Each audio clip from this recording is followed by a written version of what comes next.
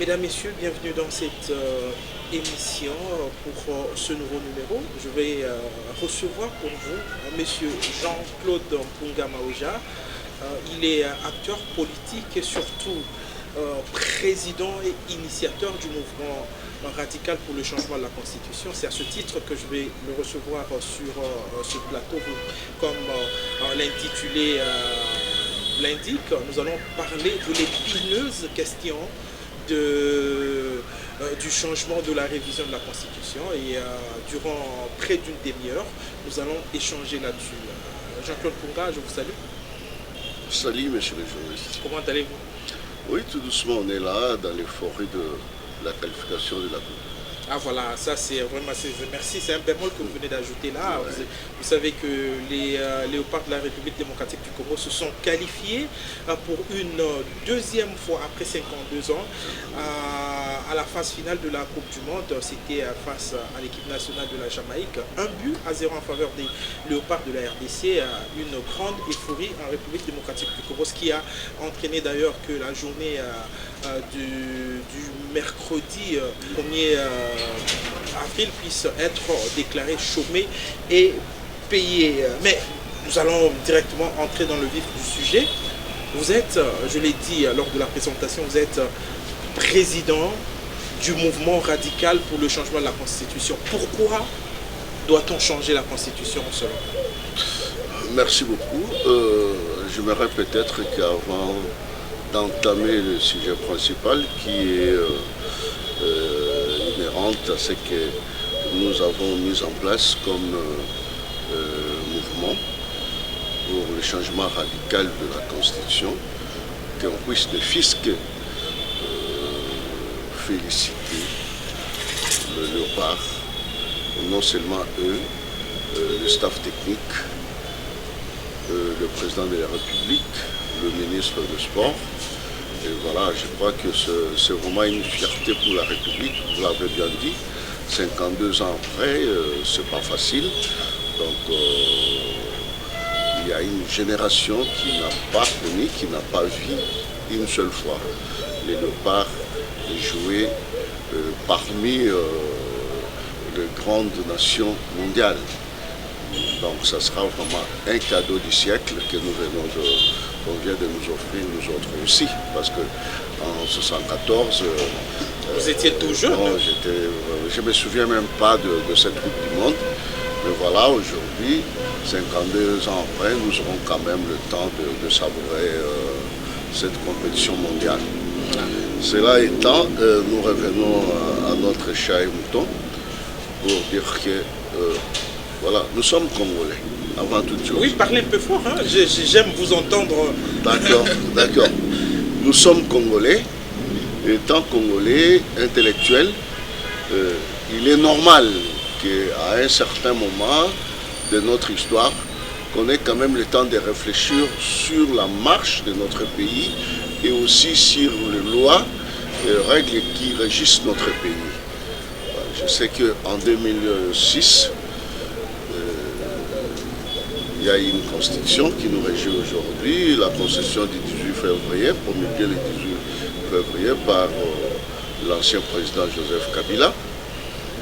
Et si nous essayons de scripter l'histoire, moi je dirais que je n'avais pas voté pour cette constitution.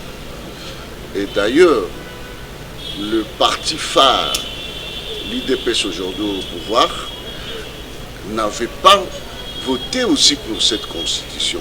Donc le militant de l'IDPS, des combattants, parce que l'IDPS ne voulait pas justement de cette constitution. Mais il ne représentait pas la majorité des Congolais, hein? La majorité écoutez, avait... nous sommes en train d'avancer. Oui. Même l'Église catholique à l'époque avait bâti campagne contre cette constitution.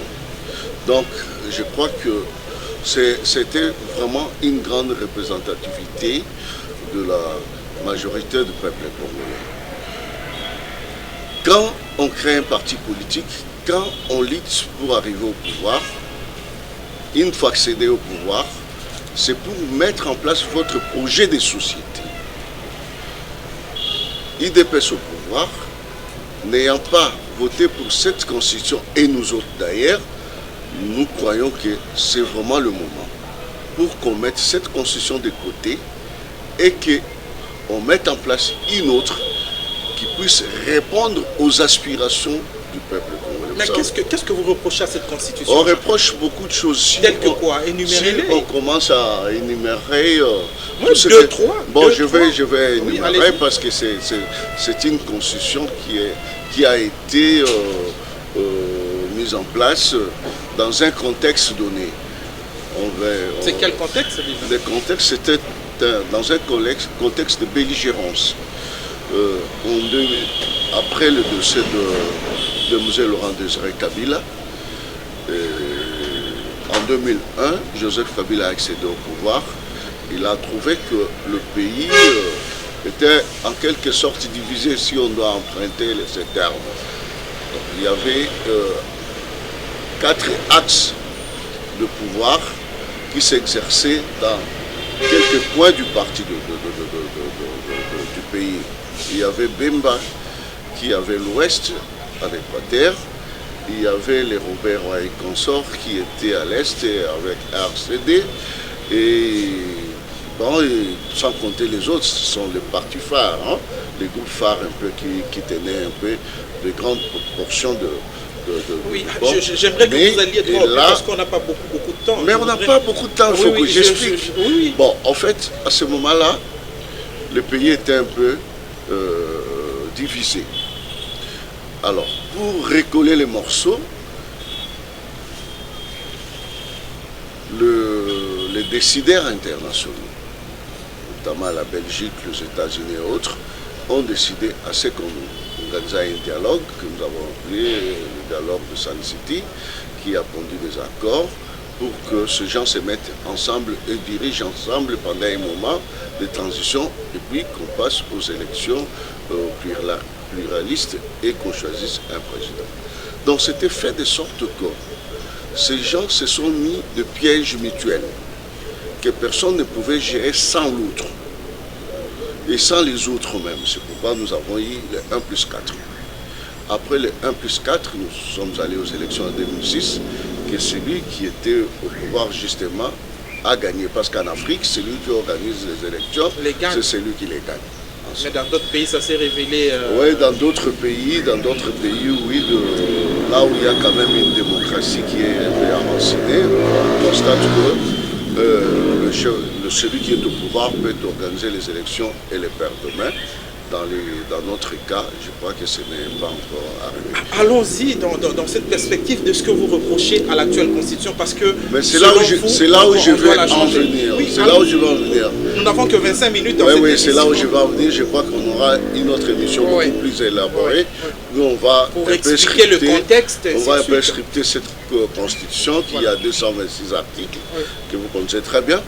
Mais dans cette Constitution, on commence d'abord par l'article 4 de la Constitution. Cet article 4 de la Constitution consacre maintenant la souveraineté sur le Congo. C'est tout à fait normal. Mais ce n'est pas une souveraineté absolue. Donc c'est une souveraineté de façade où on ne sait même pas ces pays-là commencent ou se limitent où.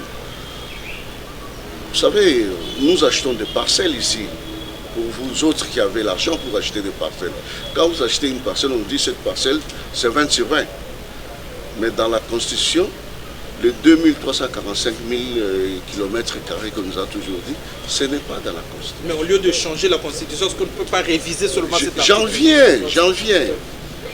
Il y a l'article 9 de la Constitution. Oui. L'article 9 qui pose aussi problème. Il y a l'article 10, parce qu'aujourd'hui, nous sommes très contents. Nos enfants, nos petits frères et tout ça venaient de gagner, de nous qualifier en Coupe du Monde. Et là, on parle de la nationalité qui est une et exclusive. Quand vous avez une sorte de loi qui restreint même certaines libertés. Donc, moi, j'ai un enfant qui est en France et qui prend la nationalité française et nous allons dénier cette nationalité congolaise par le fait que la nationalité congolaise ne peut pas être portée concurremment avec une autre. Mais ça, c'était aussi pour résoudre une question. On n'a pas résolu le problème.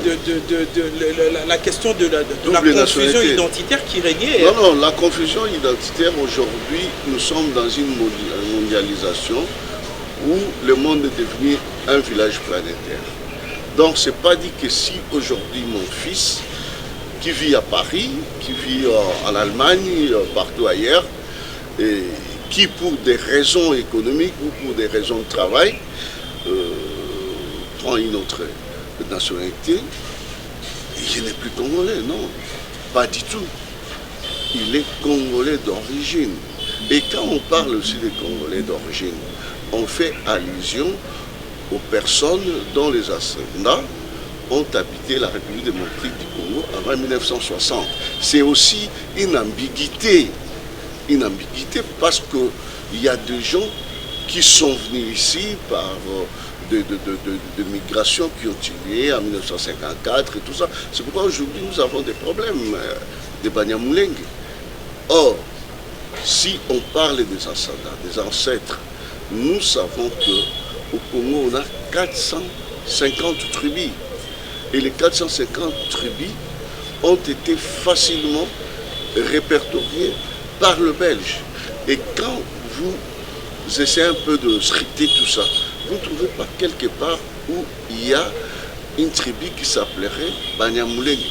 Parce que chaque tribu est liée à une langue. Mais le président de la République les a reconnus comme Congolais.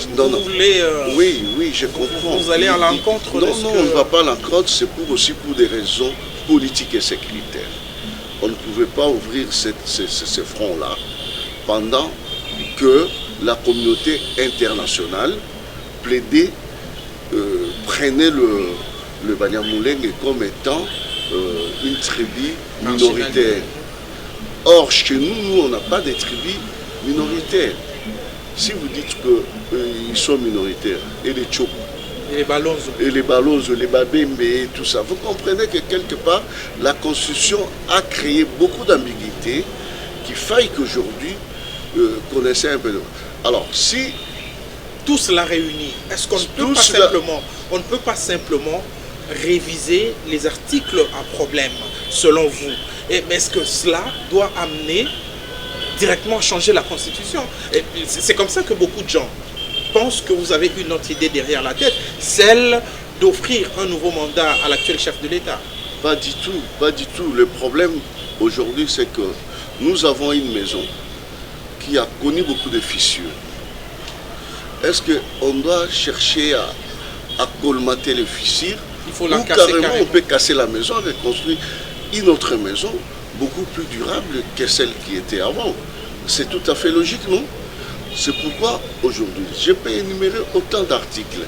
Et l'article 51, l'article 74, là, il y en a tellement les gens, article 217, parce que nous devons quand même, nous intellectuels congolais, à un certain moment se regarder en face, se dire non, on doit réfléchir. Parce qu'un peuple qui ne réfléchit pas sur l'avenir de son pays, mais c'est un peuple qui est voué à la disparition. Vous savez, aujourd'hui, ce qui me fait mal, moi, c'est quoi? Il y a les gens qui nous refusent même le droit de réfléchir sur l'avenir de notre pays, de réfléchir sur la Constitution. Et ils disent, vous choisissez le mauvais moment, parce que là... Quel est le bon moment? Il y a la guerre... Quel est le bon moment? Le bon moment, lorsque vous avez accédé au pouvoir, en 2018, il fallait déjà parler de ce problème. Pourquoi avoir attendu que votre mandat puisse arriver vers la fin pour aborder cette question? Mais écoutez, quel est le bon moment? Quand on parle même de l'opportunité, et cette opportunité-là, c'est fixé dans quel temps et dans quel espace et à quel moment. Le problème ici, c'est quoi? Le problème, comme je l'ai dit tantôt, nous devons nous regarder en face et nous dire des vérités. Parce que le problème chez nous, les humeurs changent selon qu'on est dans un camp ou dans un autre. Parce qu'aujourd'hui, je vais prendre un exemple d'un homme politique que vous connaissez. Moi, je vis pendant la législature passée, il s'est créé au sein de l'hémicycle un groupe qu'on appelait le groupe de 13, avec l'honorable Thomas Lokondo de Rez Mémoire, l'honorable Délice Sanga, Patrick Mouyaya et les autres.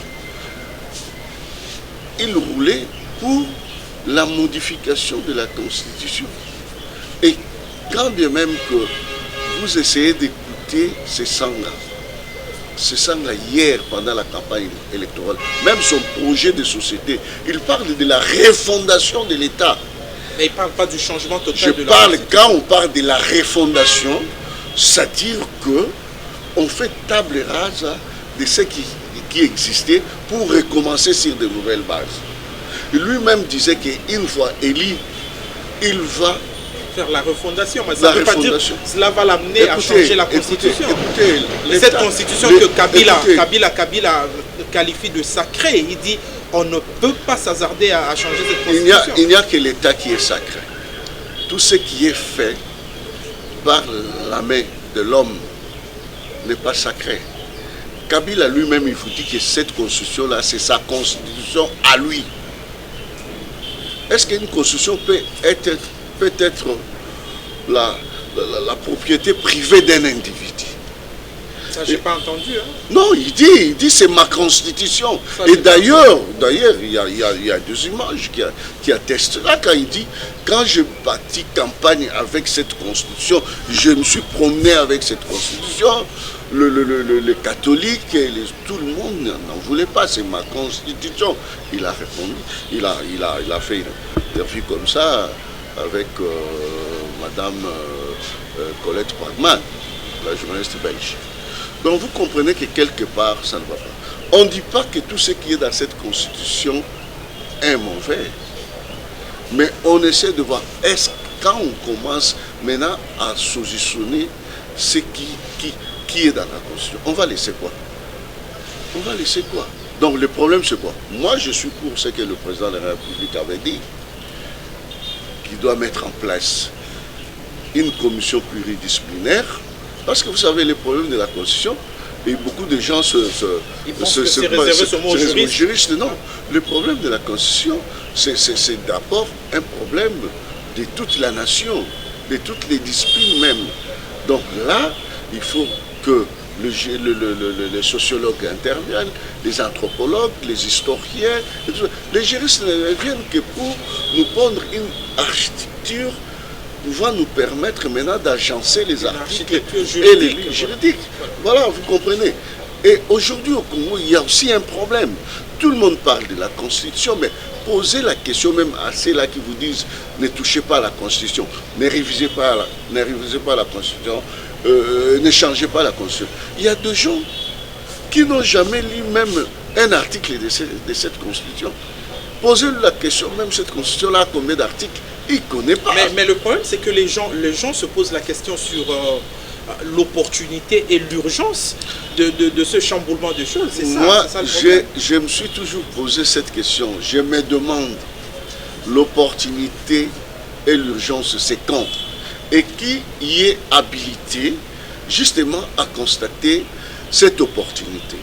Quand vous allez... Pourquoi avoir attendu la fin du deuxième mandat? Constitution elle-même, la Constitution elle-même, dans cette Constitution que vous ne voulez pas qu'on change là, elle-même déjà, elle prévoit les mécanismes de sa révision. Mais pas de changement.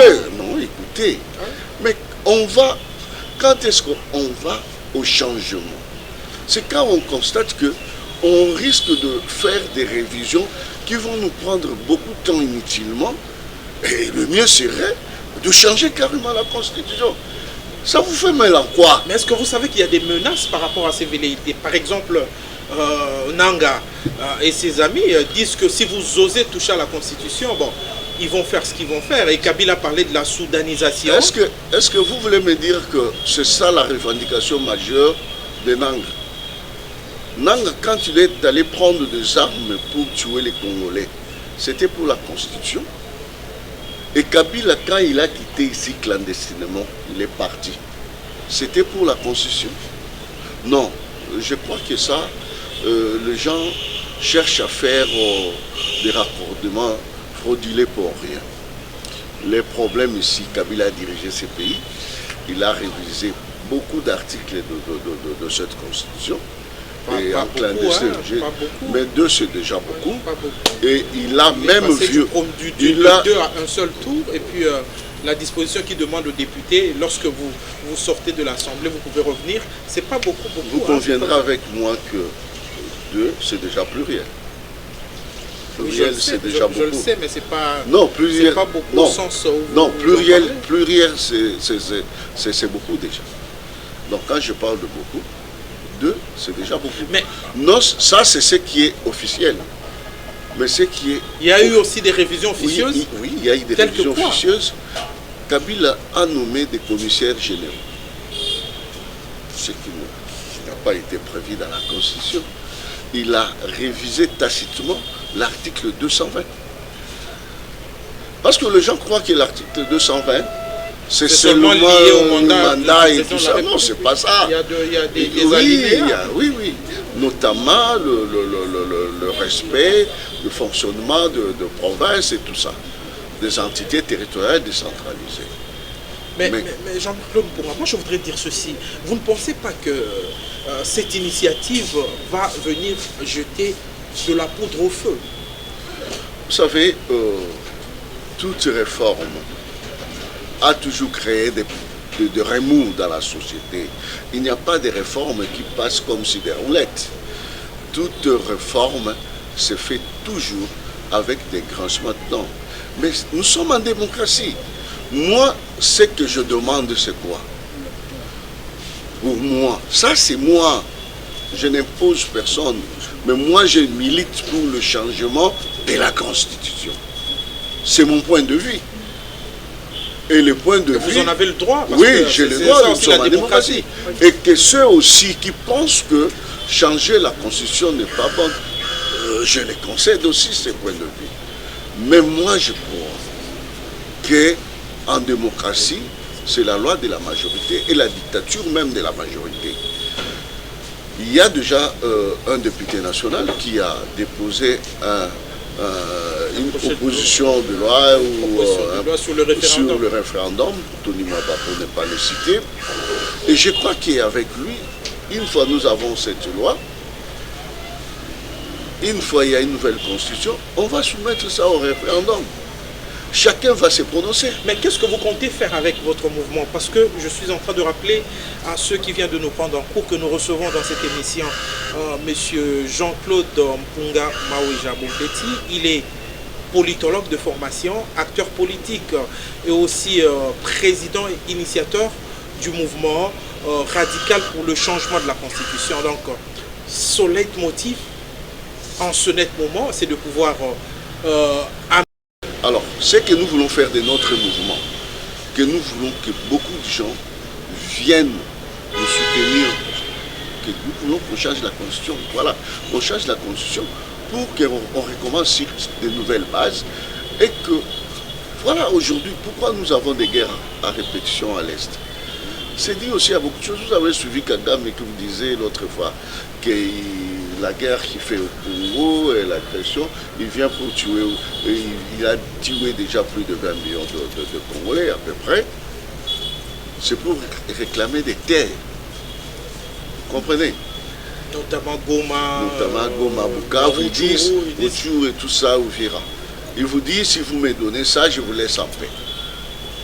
Et si nous avons une constitution maintenant, une constitution qui sera vraiment rigide à des cas comme ceux-là, je crois que personne d'autre ne viendra s'aventurer sur des choses comme celle-là. Parce que, vous savez, dans le concert des nations, nous sommes une société des nations aujourd'hui. En 1945, on a créé l'ONU. C'était pour qu'on quitte des sociétés de belligérance à des sociétés classiques de paix. Et maintenant, la fondation même de tout ça, c'est que c'est le respect des frontières héritées des colonisateurs.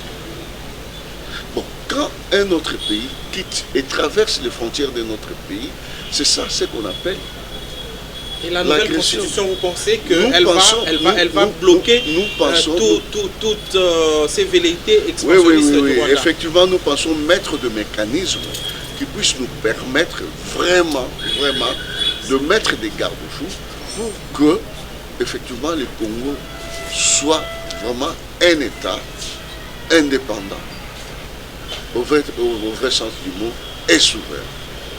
Parce que la constitution que nous avons aujourd'hui, c'est une constitution de compromis. C'est sur base de cette constitution que vous avez été élu. Effectivement, il n'y a pas de problème. On dit qu'on ne va pas jeter l'enfant et l'autre bassin. C'est vrai que dans cette constitution, comme je l'ai dit, tout n'est pas mauvais. Mais il y a beaucoup de mauvaises choses. Mais il y a beaucoup de mauvaises choses. Il y a plus de défauts que de qualités. Il y a plus de mauvais que de bons. Alors pour ce faire, autant vraiment mettre fin à cette constitution. Et je crois que ce pays, c'est un pays bourré d'intellectuels. Et nous allons réfléchir et voir, mettre en place une autre constitution.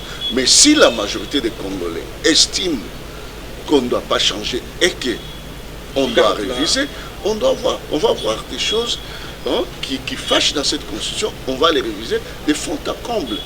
Vous savez, une constitution à 226 articles. Si on révisait 200 articles, autant la réviser, autant la changer. Oui, je voudrais quand même dire ici, à en croire les informations que nous avons, il semble, vous allez le confirmer, que vous allez organiser les activités des descentes dans des universités, dans de milieux sociologiques, pour essayer un peu d'expliquer le bien fondé de l'action que vous voulez mener. Est-ce vrai ou bien c'est... Oui, là, vous me coupez l'herbe au pied, c'est là où j'en venais. On ne peut pas seulement passer sur un plateau de télévision, dire que nous avons un mouvement radical pour le changement de la Constitution, et puis rester bras croisés.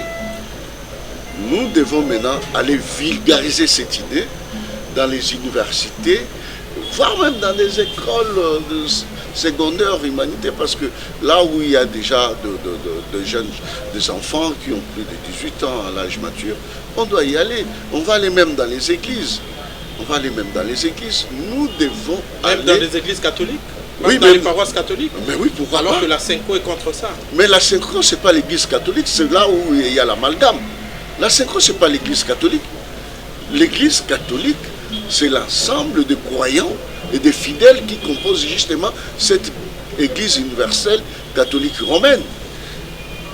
Donc, c'est ça où les gens croient que si aujourd'hui on parle de la Synco, on crache sur l'église catholique, c'est faux.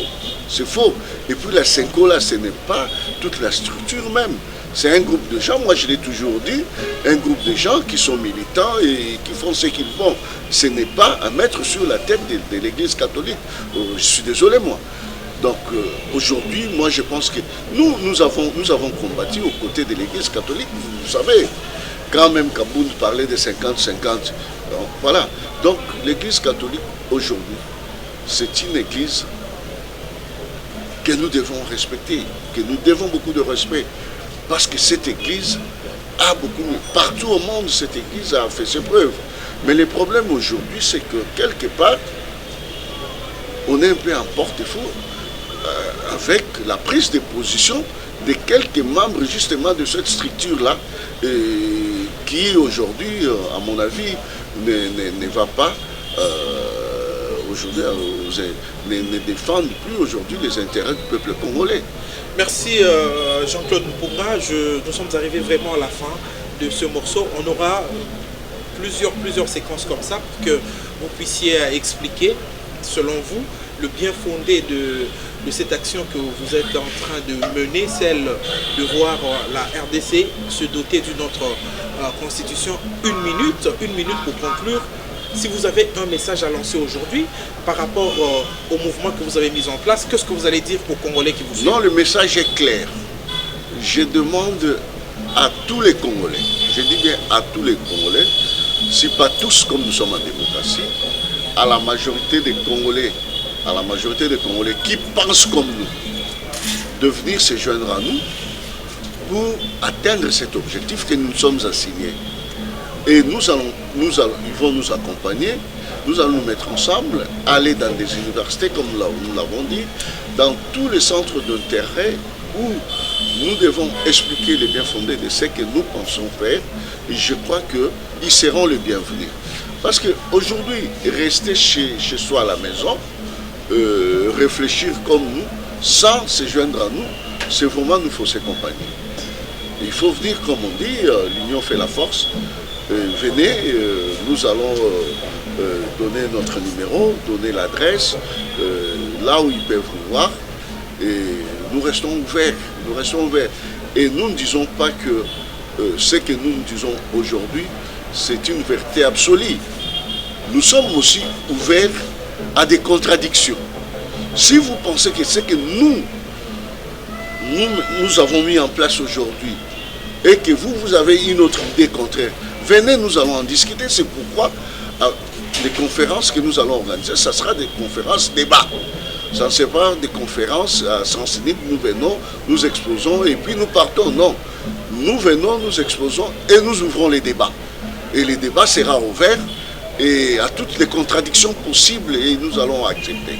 Donc voilà, et je pense que au niveau des médias, nous allons passer aussi dans d'autres chaînes, dans d'autres médias sérieux comme le vôtre, pour vulgariser ce que nous pensons faire.